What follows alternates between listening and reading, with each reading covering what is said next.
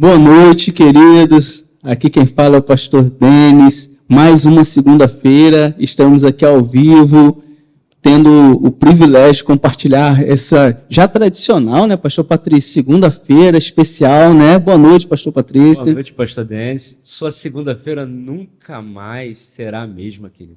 Na realidade, não está sendo mais, né?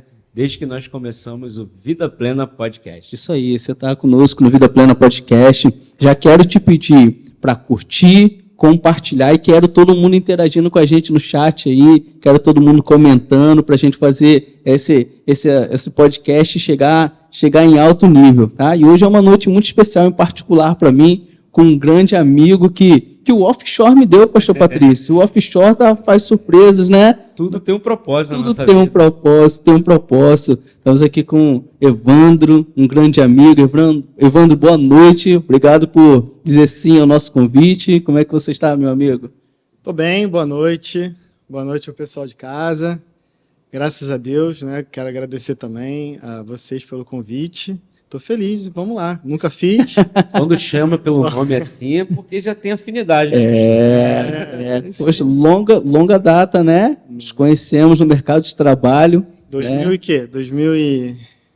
Ih, rapaz, tem tempo. Se parou para pensar é porque tem bastante tempo. Tem bastante tempo, Acho que 2012, tempo. Né? Por aí, 2012, por aí, 2013. Por aí. Começamos trabalhando junto numa empresa em Macaé, depois nos encontramos novamente numa empresa em Rio das Ostras, e assim... Porque qual uma das razões, além de ser um grande amigo do Evandro estar aqui, é porque sempre no nosso, em meio ao nosso trabalho, sempre a palavra de Deus era presente, a gente compartilhava de muitas experiências, né? O Evandro acompanhou meu início no ministério pastoral, eu caminhei também bem de perto aí nessa trajetória dele. Evandro, fala um pouco aí desse seu início, da sua história aí, né? Nascido, cria de Campo Grande, né? Rio de Janeiro. Big Field, Para quem conhece, é Big Field. Então, eu sou evangélico, que fala, né, de berço, né? Meus pais se converteram numa igreja chamada Casa de Oração. E assim, eu era muito novinho, uns 2 anos de idade, né? E a gente já veio crescendo, aí desde pequeno mesmo, já tinha essa vontade, né, de ver as pessoas, quando tinha um apelo, as pessoas iam lá para frente e tal, e aquilo sempre me chamava atenção. Um dia, a pastora lá na época, né, a pastora Gilda, ela fez o apelo e eu devia ter uns 7, 8 anos, eu fui lá para frente, tive uma experiência com o Senhor, né, de conversão. Aí depois, mais para frente um pouco, aí eu me batizei. Okay. Né? E aí depois, já agora, né, recentemente, em 2004, por conta de emprego, essas coisas assim, estava difícil no Rio de Janeiro, e aqui Rio das Ostras, Macaé, né? Macaé principalmente, né? Estava bombando. 2004 não tão tava assim, né? É porque eu estava falando de a minha história ali da década de 80. Tá. É aquele que revela a sua idade. Mais um da turma do VHS. Fita cassete. Mais um. É isso aí. E aí, então vim para cá, atrás de emprego, né? Houve uma oportunidade para eu trabalhar. A gente alugou uma casa, né? Com alguns amigos que também vieram na mesma condição. Então, todo mundo solteiro. A gente alugou uma casa ali na Rua Maia. Maier, né? Ali do lado da Cibro. Sim. Né? E ali tinha um vizinho, né? Chamado Homero, né? E a Lúcia. Sim. Aí eles receberam até super bem e tal. O Homero fala, quando viu um grupo de jovens, né? Isso não vai dar certo. Beijo, seu Homero. Ele não ouviu falar dele, né? Eu nunca convivi com ele, mas já ouvi tanto esse nome na cidade. Bom, são muito conhecidos. São muito conhecidos. E muito amados mesmo, muito preciosos, né? Aí a gente começou a morar ali do lado, o mesmo condomínio, né? Do lado da casa deles, morava em cima, a gente morava embaixo. E toda quarta-feira a gente fazia reunião de oração. Tinha uma célula ali já, a gente fazia uma reunião de oração. Só que a gente não se dava conta que todo mundo ouvia as nossas orações, né? Uma vez eu vindo do trabalho, né, já tinha começado a reunião, eu estava escutando o pessoal lá da rua, eu estava escutando o pessoal já orando lá em casa, né? E aí depois, passado um tempo, alguns casaram, outros voltaram para o Rio a trabalho, eu fiquei meio que sozinho, eu ainda não tinha condição, dentro daquilo que eu ganhava, para bancar uma casa, né? Aí o Alex, que é o filho, né, do Homero e da Lúcia, aí perguntou, aí, como é que tá, isso aqui, que negócio todo e tal. Aí, tá morando aonde? Eu falei, rapaz, tô passando um perrengue agora. Aí ele, vem morar aqui em casa. Eu creio que assim, a vida que eles viam a gente ali do lado, né, deu essa segurança para eles chamar, né? Sim. Que a gente tinha e tal, testemunho. E aí eu falei, rapaz, vou aceitar, hein? Aí chamou, e aí depois ele conversou primeiro, né, com os pais, óbvio. Aí eu morei com eles quase um ano, né? E foi assim, um aprendizado. A Lúcia e o Homero são pessoas de Deus mesmo, de testemunho. Isso eu pude testificar. Sempre falo, né? Eu sempre gosto de frisar. Sempre quando me perguntam a minha história em Rio das Ostras, eu gosto de falar da vida deles. Foi bênção para mim. Isso é gratidão, né? Sim. Isso é muito interessante, porque não tinha nenhum vínculo de amizade, de conhecimento. São homens de Deus e dentro de um propósito, né, que acolhem. Isso é fantástico. É dom, né? Não é para qualquer um, não. Eles pensando... hospitalidade, né? É dom. A Bíblia fala que alguns, sem saber, hospedaram anjos. Sim. Foi muito legal. E nessa trajetória, a gente estava conversando aqui antes de começar, assim como o pastor Patrício e eu, você é de um berço cristão. Sim. E de toda a sua jornada de infância, né, adolescência, de juventude, somos jovens ainda, né? Dentro da igreja. E por que eu falo isso? Porque parece que isso é um pouco banalizado, né? Que para ter experiência com Deus, primeiro você precisa experimentar. Tem que ser um ex alguma coisa. Ex alguma coisa, né? E isso não se justifica, né? Isso, pelo contrário, é uma perda de tempo, né? Exatamente. Lógico, né? A gente que cresce na igreja, a gente tem também as nossas dificuldades, né? Quem não tem, né? A gente também tem nossas dificuldades, nossas fraquezas e tem a fase da adolescência, né? Que você fica um pouco mais estranho, mais frio ali, pelo menos na nossa época, né? Aquela fase, depois você volta. O adolescente está vendo a gente também foi esquisito. E olha que os esquisitos antigamente acho que eram um pouco mais esquisitos que hoje em dia, né? Mas foi fundamental assim o ensinamento, aquilo que os meus pais deixaram para mim. Então, quando eu saí de casa, né, fui morar sozinho, eu não tinha mais vontade de procurar o mundo. Não tinha. Eu lembro que uma vez eu trabalhando, aí um colega falou, mas Ivan, tu não sai não? Final de semana, tu não sai? Rapaz, eu saio todo final de semana. Muito mais do que você. Muito mais que você. Aí, sério. E detalhe, né? Não gasto a metade que você gasta. Né? Não tenho ressaca. Não tenho ressaca. E sou muito feliz. Ah, mas tu sai pra onde? Eu pra igreja. Ah, mas aí não vale. Como que não vale? É onde eu me divirto. Onde eu me sinto bem. Essas experiências que a gente tem na nossa pouca idade que nos respaldam lá na frente, né? Não tem esse. Eu chegou um tempo na minha vida que eu via algumas pessoas que ex alguma coisa, né?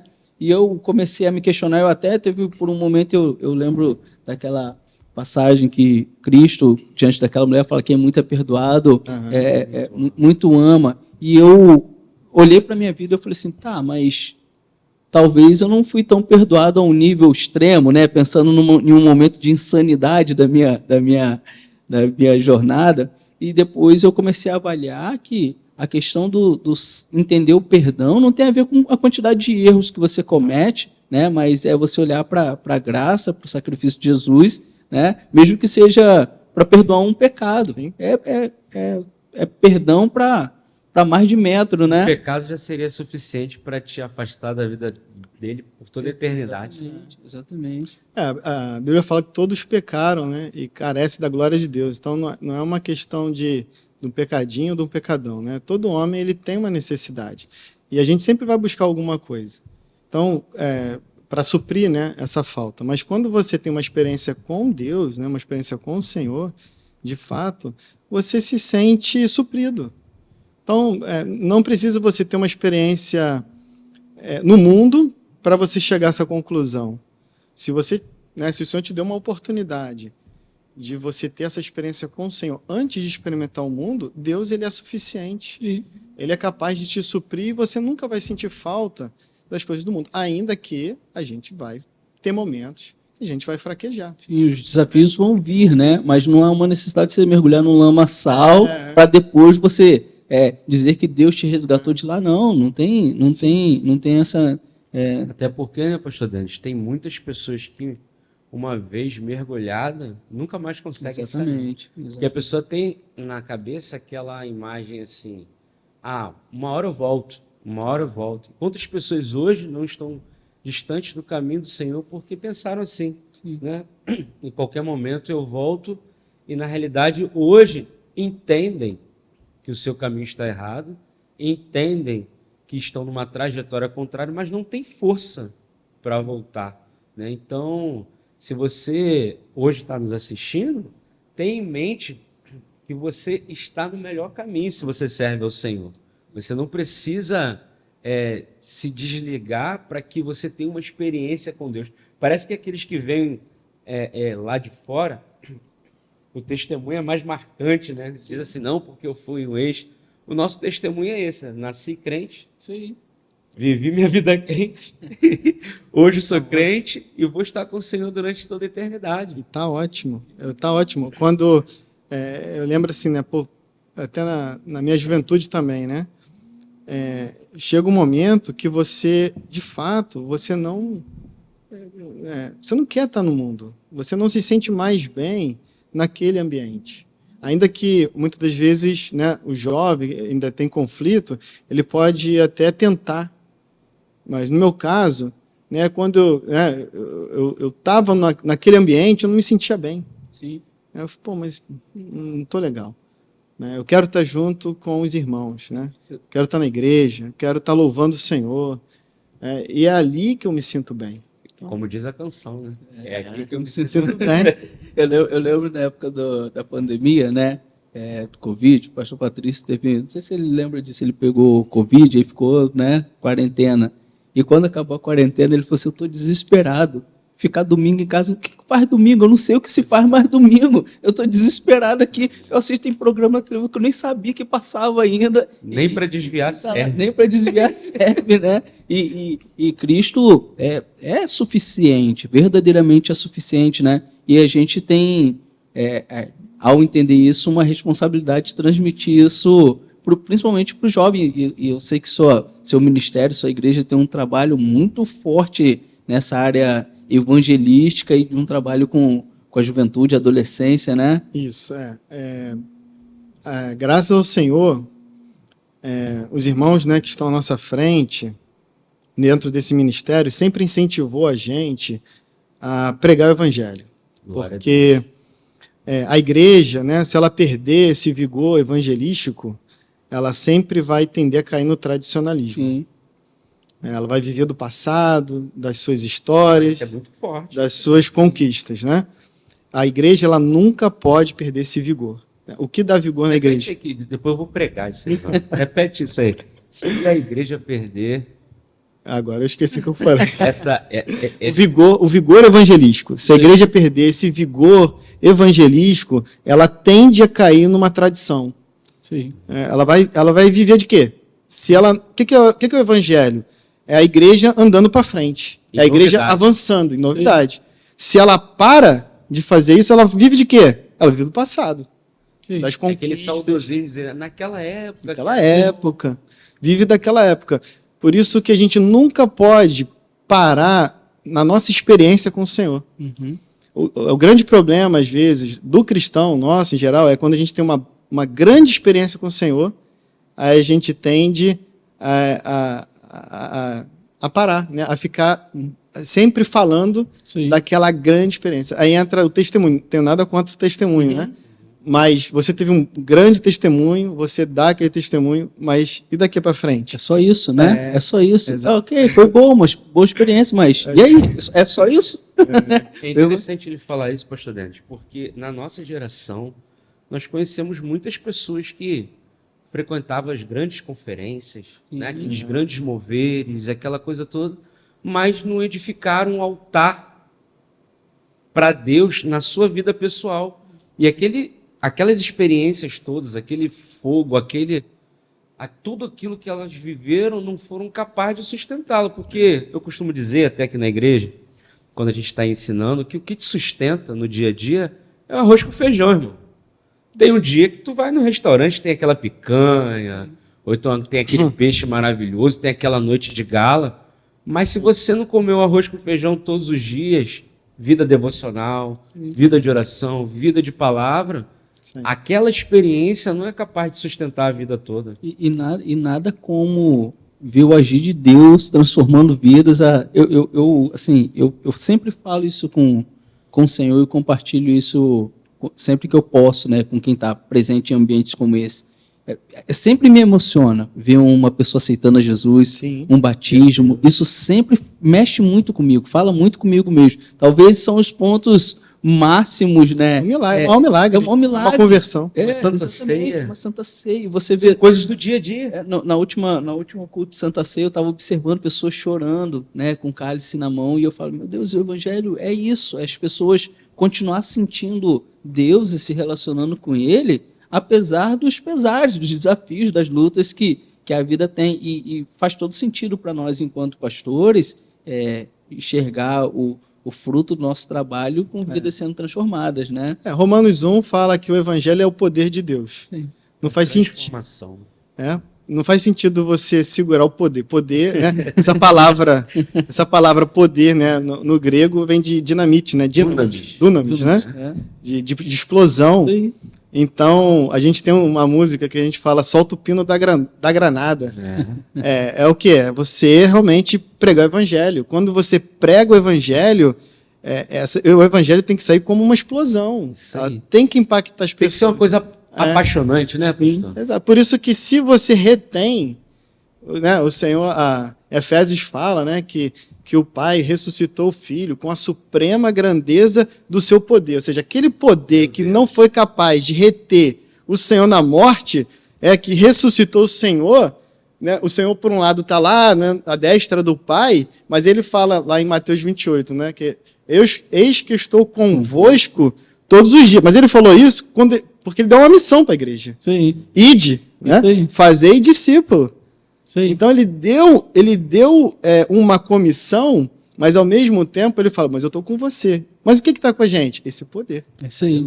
Esse poder. Então a igreja, se ela retém, ela perde o propósito. E isso para a turma que está nos assistindo, isso explica e responde muitos questionamentos sobre será que minha vida, eu vejo muitas pessoas se questionando sobre o seu ministério, seu chamado. Você entende o seu chamado à medida que você fala sobre o poder de Deus, claro. À medida que você leva a palavra do Senhor. Ninguém duvida do seu chamado, você está pregando o evangelho e vidas sendo salvas. Sim. Não tem como. É esse poder manifestando e transformando outras vidas. Então, meu irmão, eu quero te dar um recado nessa noite. Se você está desanimado, comece a falar do amor de Deus, comece a pregar o evangelho, comece a enxergar Deus salvando e transformando vidas através do seu testemunho, através da sua história, através do que você carrega contigo, que esse poder ele é suficiente para transformar vidas, né? É o rio de Deus fluindo dentro de você e através de você. De repente você não conhece muitos versículos da Bíblia, mas se você conhece já é suficiente. Sim. Porque o rio ele começa a fluir a partir de uma nascente. Sim. E essa nascente ela vai se expandindo até que se forme uma grande correnteza. Isso mesmo. E é tão louco a gente pensar até no Mar Morto, quando esse rio passa, vai brotar. Né? Como dizia a antiga canção, por onde o rio passar, tudo vai transformar, baseado lá em Ezequiel 47. Então, assim, e quando a gente para pensar nisso, pastor Denis, a gente vai ver que quando Paulo escreve lá aos Coríntios, ele fala assim, porque a palavra da cruz é loucura para os que perecem, Não tem como a gente explicar isso detalhadamente, porque você tem que provar, né? Quando você prova, como diz o salmista, você vê que ele é bom. Provar e ver de que o Senhor é bom. Então, assim, se você fosse dar um conselho hoje, pastor Evandro, para alguém que tem esse desejo de ser um pregador do evangelho, de falar do amor de Deus, como eu já percebi que vocês têm essa vocação evangelística, como começar? Qual seria o seu conselho? O evangelho, ele não é algo individual, né? Ele foi algo dado para a igreja. Ele é uma missão da igreja. Então, primeira coisa, você tem que estar na igreja, congregando, né, e em obediência aos irmãos que estão à frente. Tem que estar no corpo. Sim. Exatamente.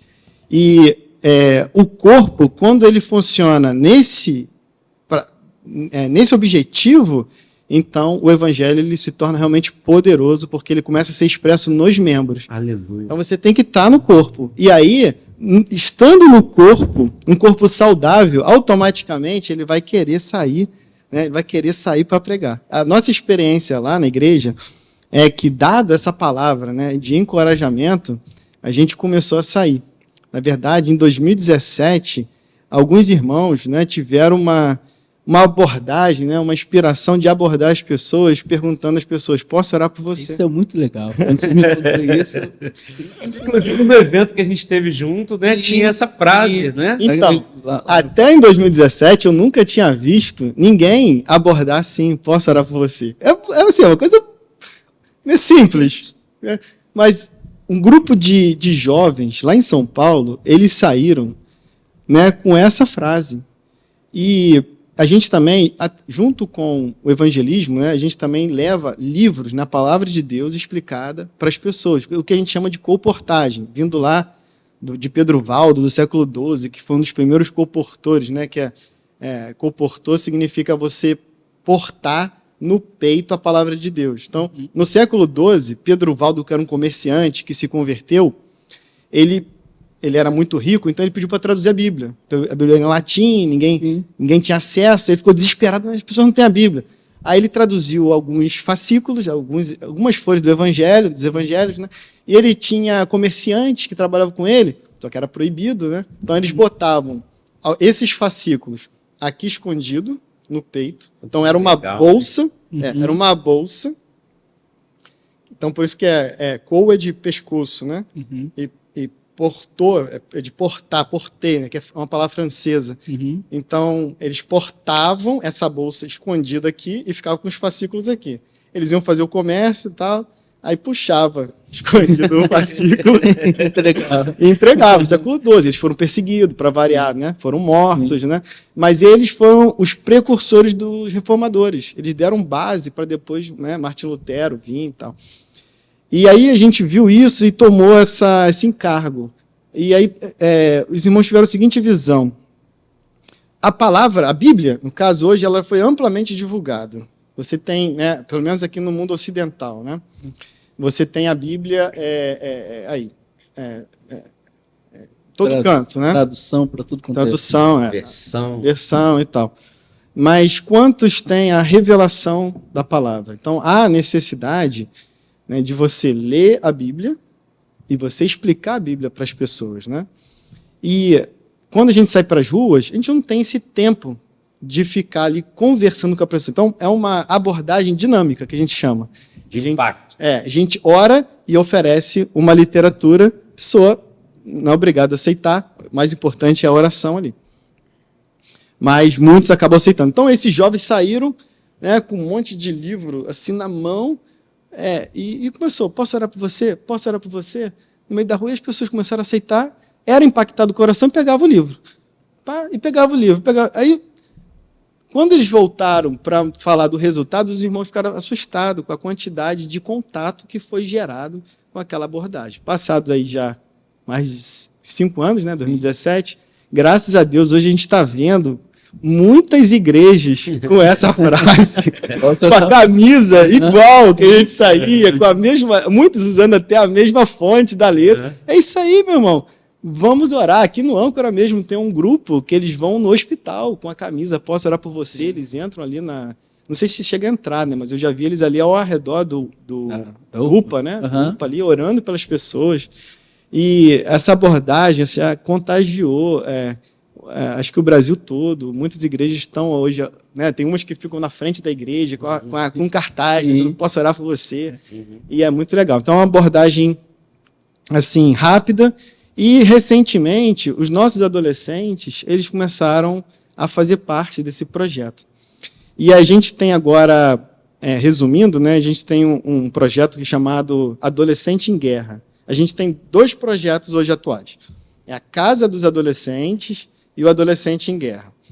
A Casa dos Adolescentes, a gente reúne com eles todo final de semana e dorme com eles. Né? No caso, pode ser numa casa de algum irmão ou na própria igreja. Aqui a gente faz no próprio local de reunião, a gente reúne com a igreja. E lá a gente chama, né, imersão, a gente faz imersão na palavra, eles fazem transcrição da palavra, a gente assiste, né, uma pregação, eles compartilham e depois a gente vai para a rua. Você imagina... É teoria e prática.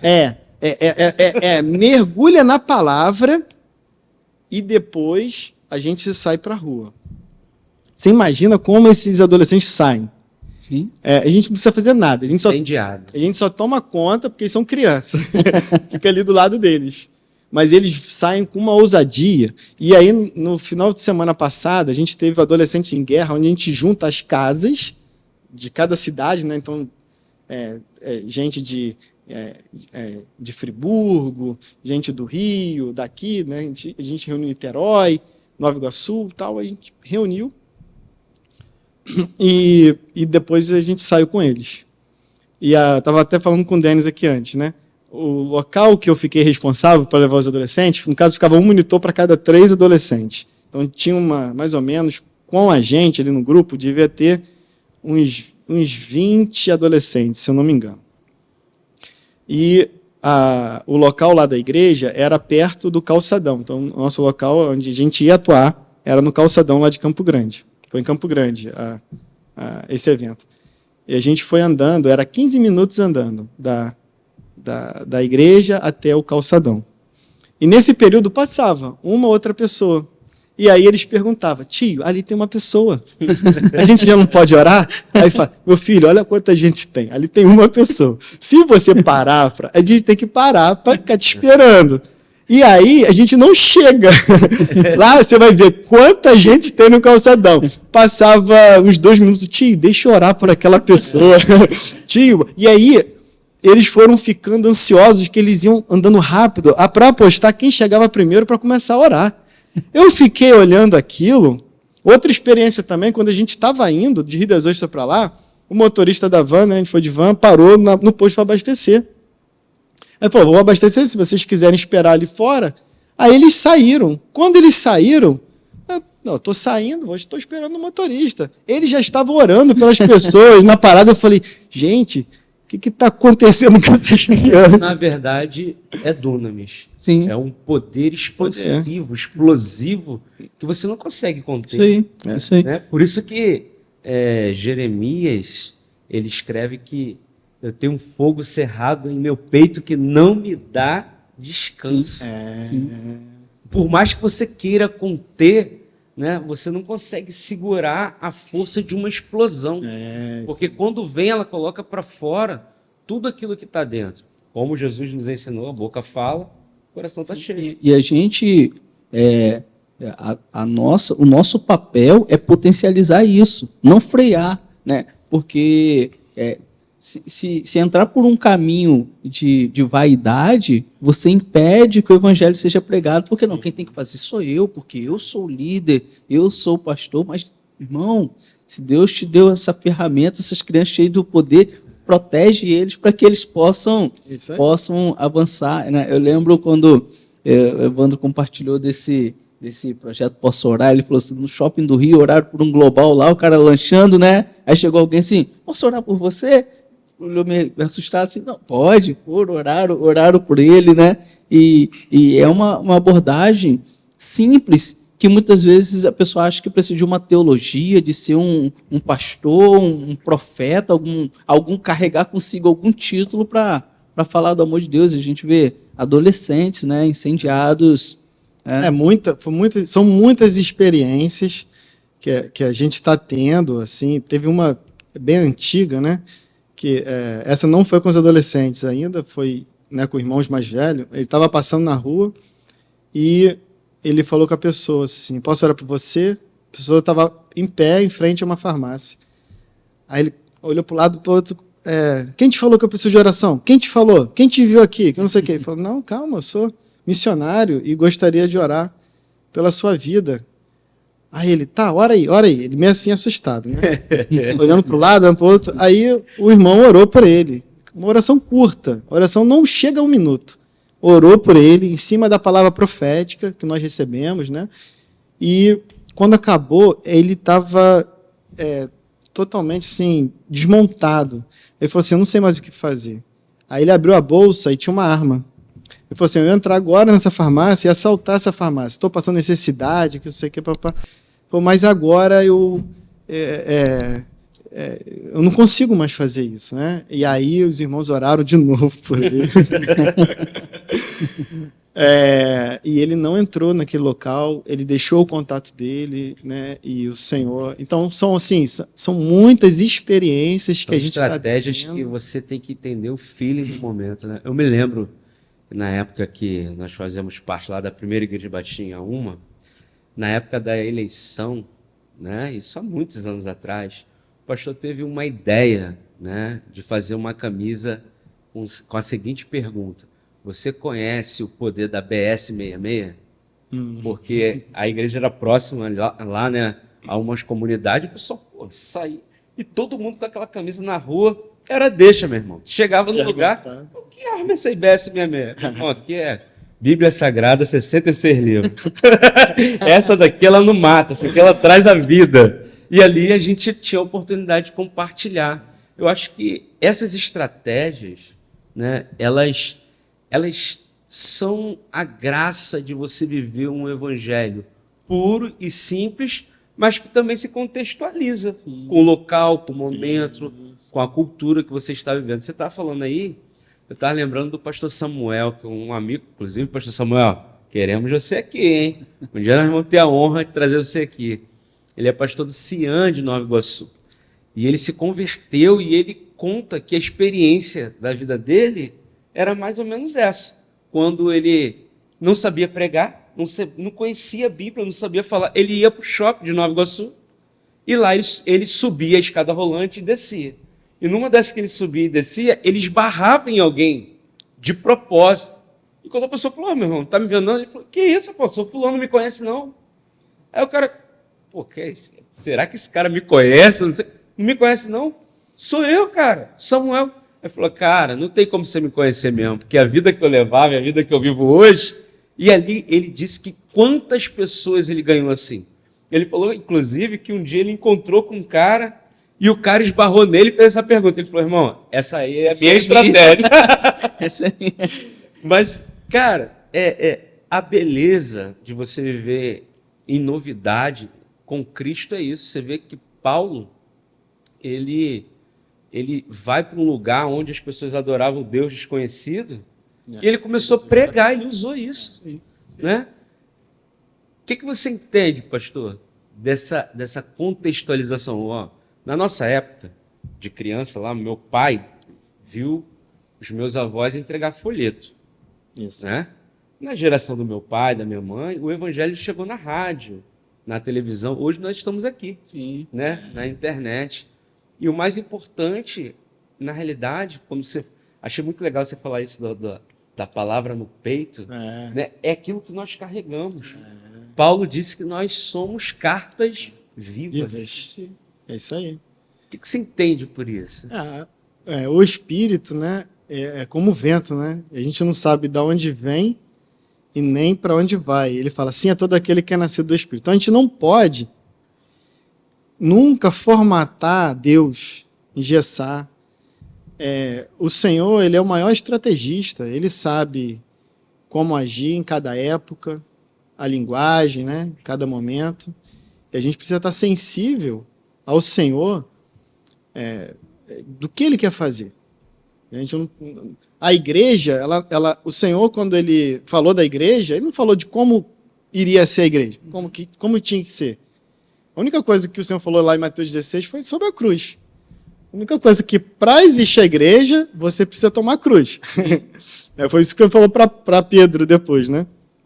Quem quiser vir após mim, a si mesmo se negue, tome a tua cruz e siga-me.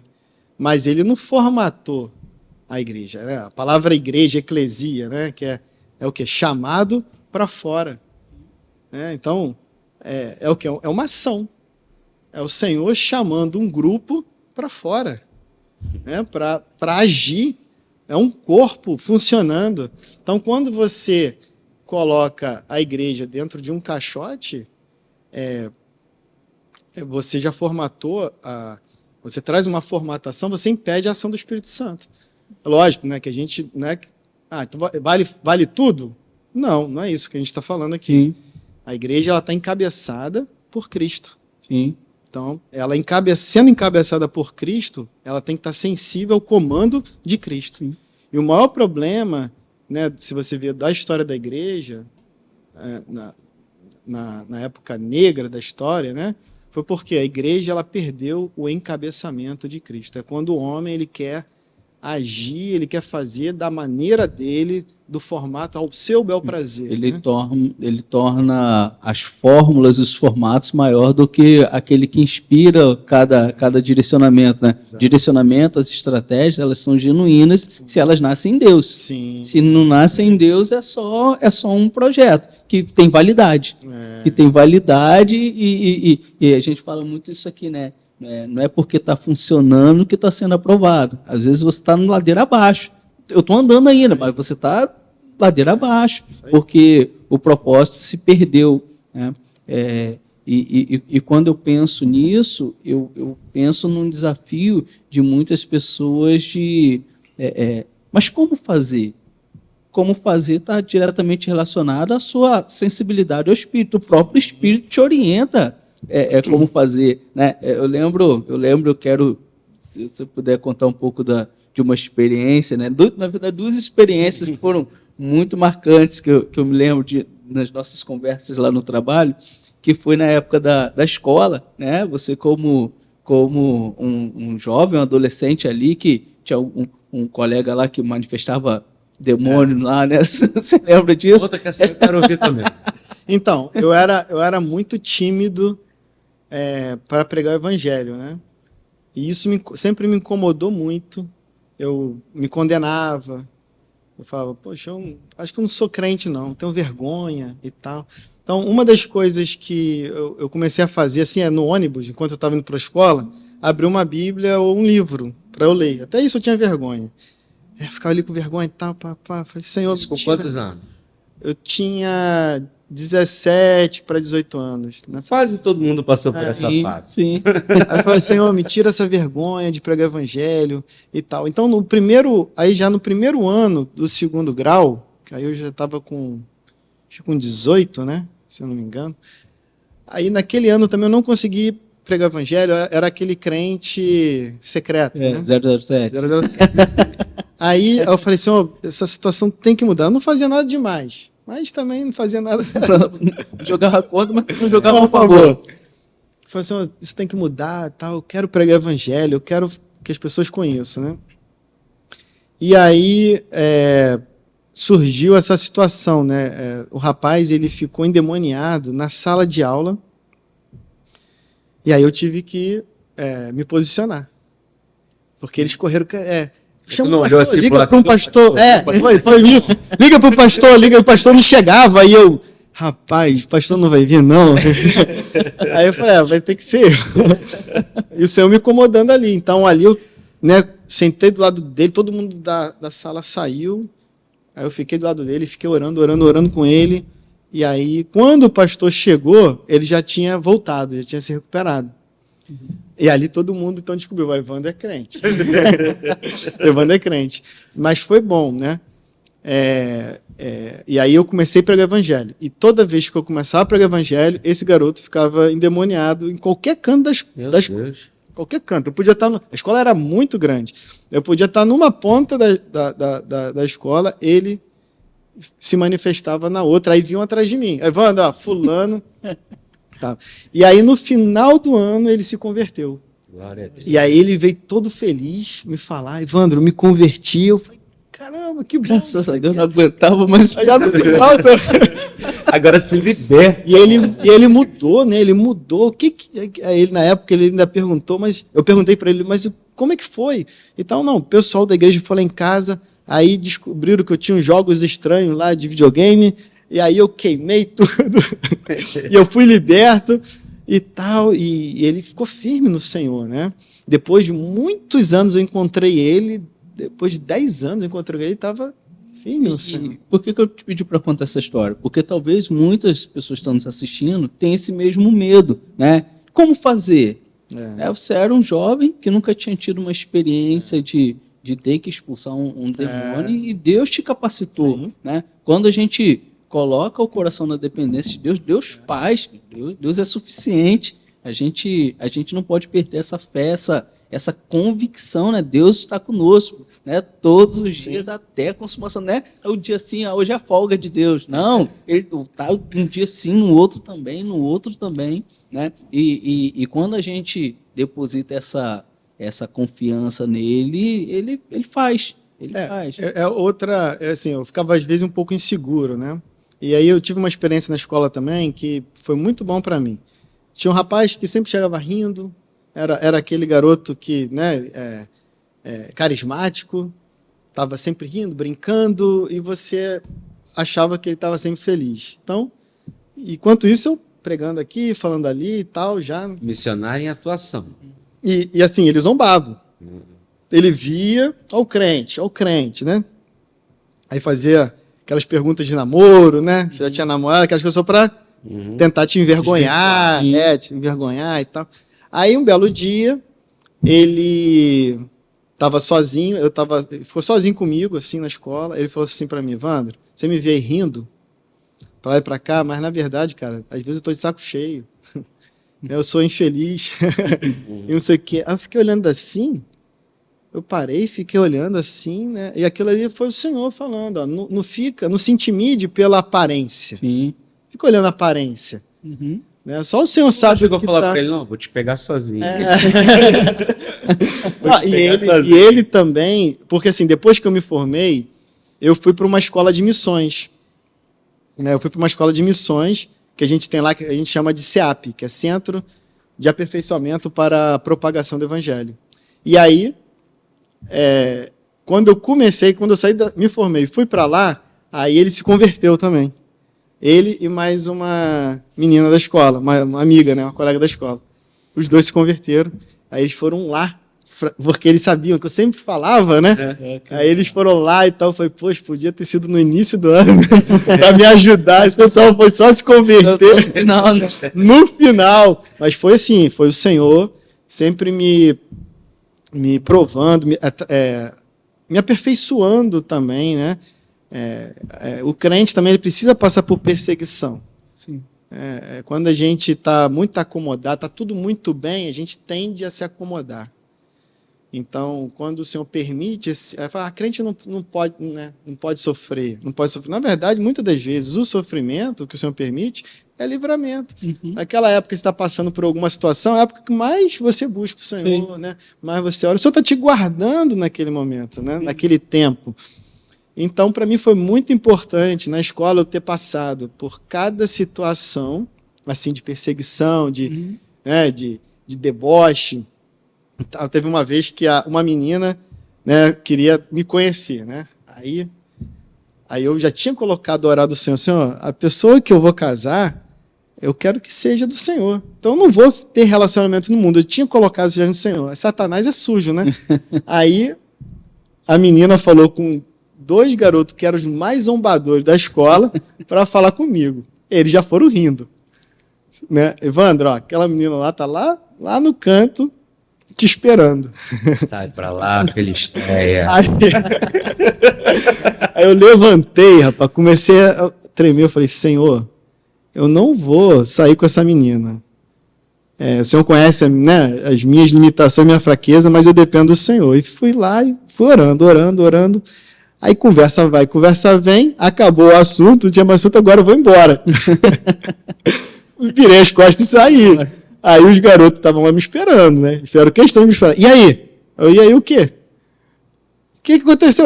Ela queria me conhecer, ela me conheceu, a gente conversou, acabou, eu tô indo embora. Aí pronto, aí começaram a rir, a zombar. Aí eu fui para casa, assim, olha só, esses garotos vão contar o que aconteceu aqui para a escola toda. E eu não vou... e se eu amanhã voltar na escola e tiver essa zoação, eu não vou aguentar. Mas eu também não vou te trair, eu falei para ele. Então eu não vou voltar mais para aquela escola. Falei assim, então o senhor resolve aí, o que o senhor vai fazer? Vê aí como é que você vai fazer. Eu falei, vê o que o senhor vai fazer, porque eu não sei lidar com essa situação, né? E também não vou aguentar a zoação, mas também eu não quero te trair, eu quero cumprir, eu quero ser fiel a esse voto, mas eu também não tenho força para cumprir o voto. Se não for o Senhor para te sustentar, você também não cumpre. Aí quando eu voltei, no dia seguinte, parece que nada tinha acontecido. Glórias a Deus. Eles olharam, parecia uma cena de filme, assim. Eu olhei já esperando, né? Olhar para eles, opa, tudo bem, isso aqui? Eu fiquei olhando aquela... Deus fechou a boca do leão.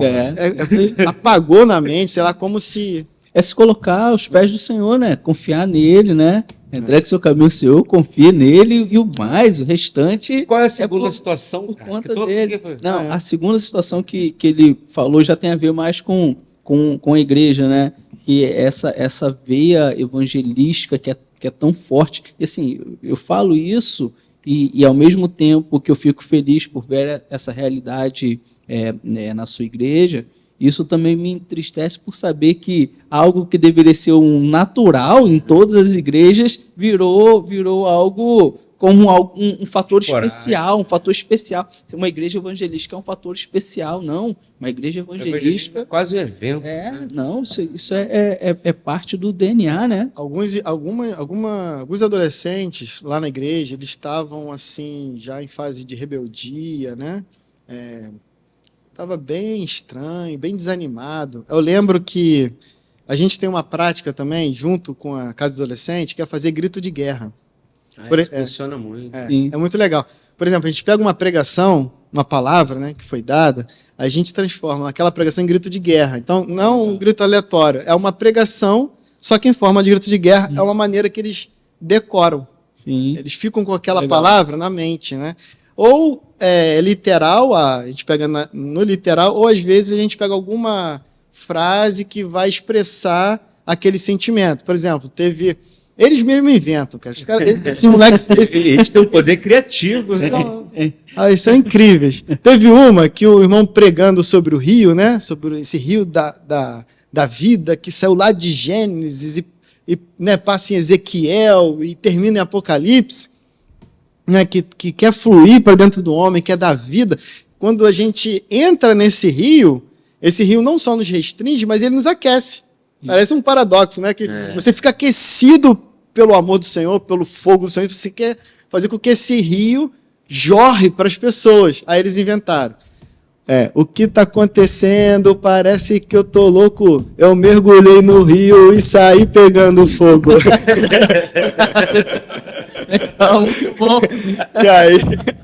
E aí, meu irmão, eles começam a vibrar. Então, a gente se reúne lá. A gente vai se reunir lá amanhã. E às vezes chega cansado, às vezes meio com sono. A gente começa com um grito de guerra. O grito de guerra dá moral ao exército. Por quê? Porque a gente vai sair. A gente é um exército. A igreja é um exército. E a gente vai sair para pregar o evangelho. E a gente começou a ver, cara, a mudança neles. Na brincadeira deles, eles falam do Senhor, aí eles fazem o grito de guerra. No meio da brincadeira, eles ficam assim, estão brincando. Eles estão ali com a mente ligado naquela palavra. Então está sendo muito bom essa experiência. Isso é um DNA da igreja. E outra situação que o Evandro compartilhou, que a igreja deles é no centro de Rio das Ostras, né? Bem próxima à Praça do Centro. E tem culto que... Para o culto, Vamos pregar o evangelho? No meio do culto. Interrompe o culto, levanta todo mundo. Vamos para a praça pregar o evangelho. E o culto vai a igreja inteira. A gente tem um jovem lá, é legal, um dia vocês chamarem ele aqui, chama Charles. Ele é bem doidinho. E aí ele, no meio da pregação, a pregação já, o tema, né? A gente já estava falando sobre isso naquela semana. Aí ele falou assim, irmão, melhor do que a gente ficar falando sobre pregar evangelho, é a gente pregar evangelho. Afinal das contas, eu posso falar aqui, né, de vários itens sobre a pregação do evangelho. A gente fala muito bonito, muito bom, gostei muito dessa palavra, ir embora para casa e não pregar o evangelho. Falei, então vamos sair agora? Aí o pessoal levou um susto. Vamos. Aí reunimos o grupo lá, vamos embora. Que é ali no centro, né? E a gente foi nessa visão, né? De perguntar às pessoas, posso orar por você? E no meu grupo, a gente saiu de 3 em 3, tinha uma irmã que há muito tempo não ia na igreja e estava indo naquele dia. Aí a gente falou assim, você não precisa ficar assustada, vai só com a gente, vai vendo. Se você quiser orar... Vai entrando no rio. Entra no rio. É isso aí, a gente tem uma frase que fala, entra no rio e mergulha agora, não deixa a cabeça para fora. Eles vão inventando. Aí emenda, o que está acontecendo? Agora. Aí a gente foi caminhando, ela viu, aí posso orar por você, a pessoa aceitou. Aí, beleza, aí eu quero. Então, aí ela foi.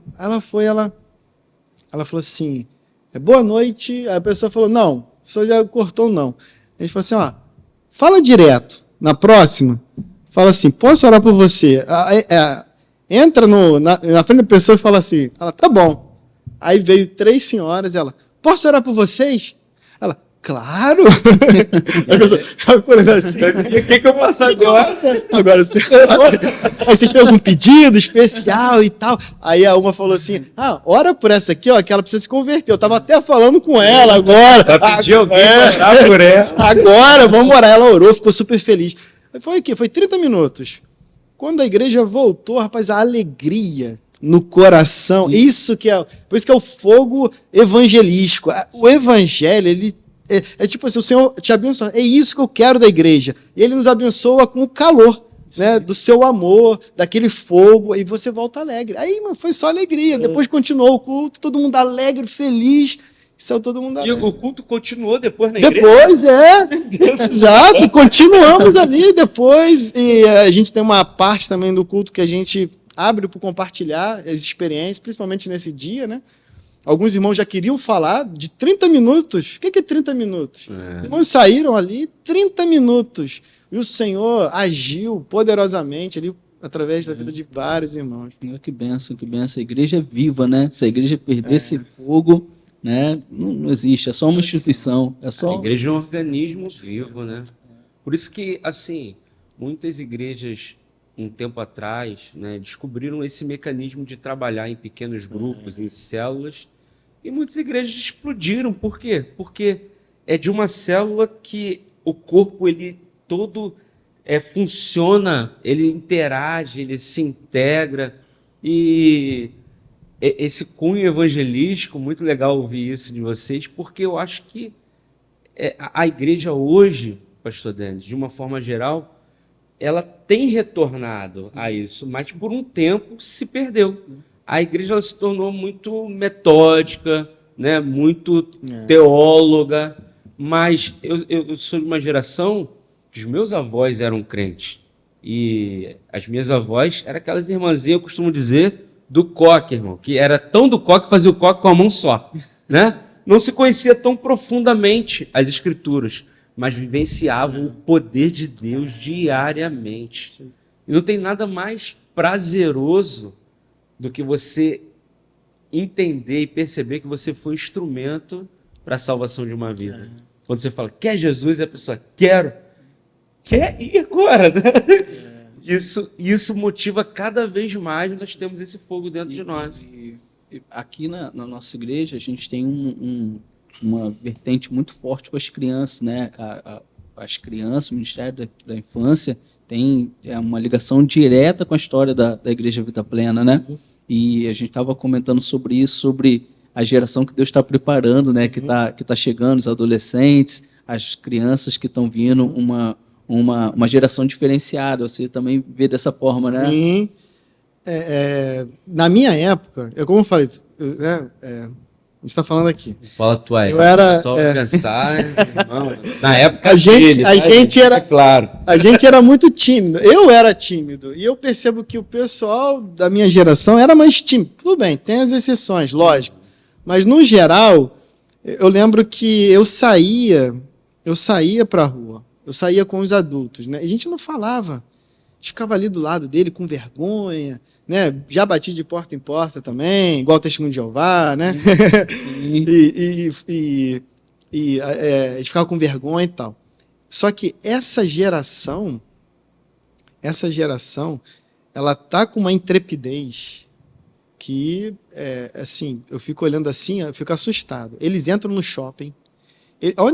Da última vez, da penúltima vez que a gente estava aqui em Rio das Ostras, estava chovendo. Aí o Charles, né, esse jovem, ele pegou os jovens e levou para o Atacadão. Aí entrou lá no Atacadão para eles orarem para as pessoas que estavam lá dentro. Aí uma pessoa, quando viu, né, até o Isaac, né, meu filho, e mais um do lado, ela ficou emocionada. A gente até gravou esse testemunho.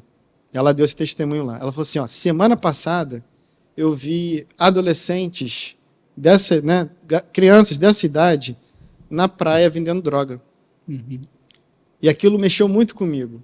E agora eu estou vendo 2 crianças orando pelas pessoas. Sim. Aí ela recebeu a oração deles, né, deu testemunho, filmou e tal. Então, se a gente não canalizar, não trazer esses jovens, né, para a palavra e para a pregação do evangelho, por outro lado, o mundo também está vindo com força. Sim. E de uma maneira também que eu nunca vi, né, que também não é da nossa época. Sim. A gente não recebia a pressão que eles estão recebendo hoje, com as ideologias, na escola. Nem a quantidade de informação. Sim. Política, eles às vezes ficam falando de política. Eu falei, rapaz, quantos você tem? Aí eu tenho 15 anos, vai brincar, rapaz. Sua idade eu não. Tava jogando bola, que você tá falando de política. Jogando Atari, né? Tava jogando Atari. Desse jeito. Então, é uma geração que está sendo muito bombardeada com informação. E aí a gente está vendo também, crescendo uma geração com doenças, né? Síndrome do pânico, ansiedade, depressão, que não era comum se ver nessa idade. Sim. Então, ao mesmo tempo que a gente está vendo uma geração sendo bombardeada, crescendo e até uma geração doente aí no nosso meio, por outro lado, também na igreja eu percebo que em muitos lugares o Senhor também está levantando a última geração, uma geração forte, como a gente estava falando de Deuteronômio 1, né? A geração que vai entrar na boa terra. Eu creio que o Senhor está voltando. Amém. Sim.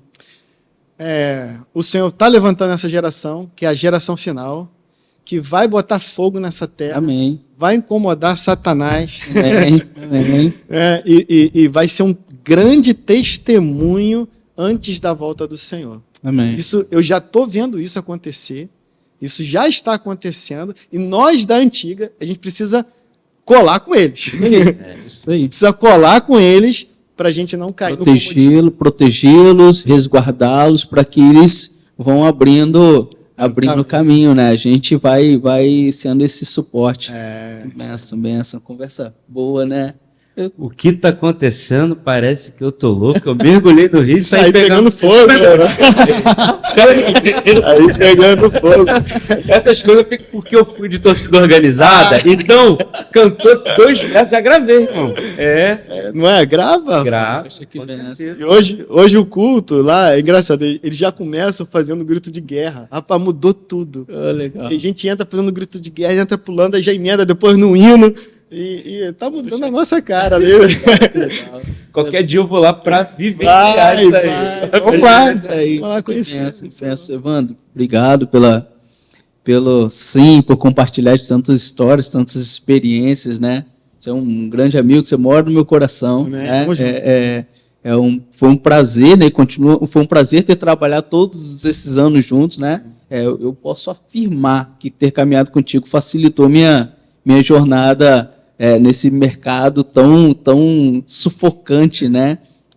E ter como amigo é um presente de Deus. Então, eu queria te dar a oportunidade de deixar uma mensagem aí para o pessoal, se o pessoal quiser encontrar vocês, onde que faz, tem Instagram, como é que canais da igreja, como é que... Então, tem Instagram, a gente tem um canal, Igreja em Rio das Ostras. Se botar, né, escrever isso no Instagram, já acha lá. A gente está localizado na Rua Araruama, 75, no centro mesmo, ali na Rua do Cartório. A gente reúne numa casa, não é difícil de achar, não. Né? Cartório é o único da cidade. Você já foi nesse... Você já passou lá. Tirando a Rua Bangu, é a Rua Araruama, é a Rua do Cartório. Então, o recado que eu queria deixar se envolva com a igreja.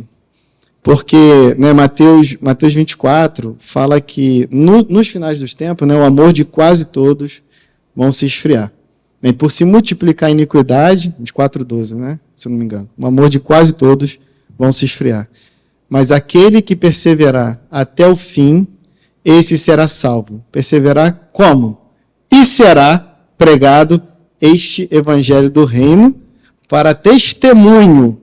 Note, é para testemunho. Nem todo mundo vai ser salvo, sim, mas todos terão oportunidade. Sim. Para testemunho a todas as nações, então virá o fim.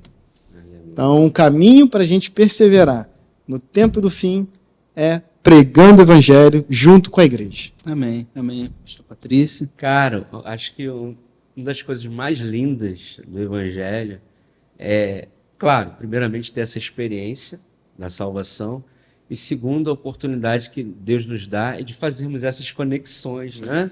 Quantas pessoas através de mim se conectaram ao Pastor Denis, e hoje eu estou tendo a oportunidade, né, de se conectar a você, e para nós foi assim muito edificante. Irmão, pega esse podcast hoje, compartilha, né? Abençoa alguém, manda para alguém, e eu tenho certeza que vai ser maravilhoso. Evandro, prazerzão, cara. Pega esse podcast, curte, compartilha, envia para aquele crente que diz que está desanimado. Todo mundo conhece um crente desanimado, né? Que fala assim, estou meio desanimado. Mostra para ele que é pregando o evangelho que o fogo mantém aceso, que a chama não se apaga. Você que está nos acompanhando até agora, muito obrigado pela sua audiência, obrigado por estar conosco. Há um propósito em termos essa conversa, que é ativar o seu espírito para que a palavra do evangelho chegue no seu trabalho, chegue na sua família, chegue no seu ciclo de amizade. Não deixe de pregar, pregue a tempo e fora de tempo e leve o amor de Deus para onde Ele te enviar. Tá, Evandro? Obrigado, meu irmão. Deus continue te abençoando. Amém. Fica com Deus, curta, compartilha. Deus te abençoe até segunda-feira que vem. Tchau, pessoal. Deus te abençoe. Amém.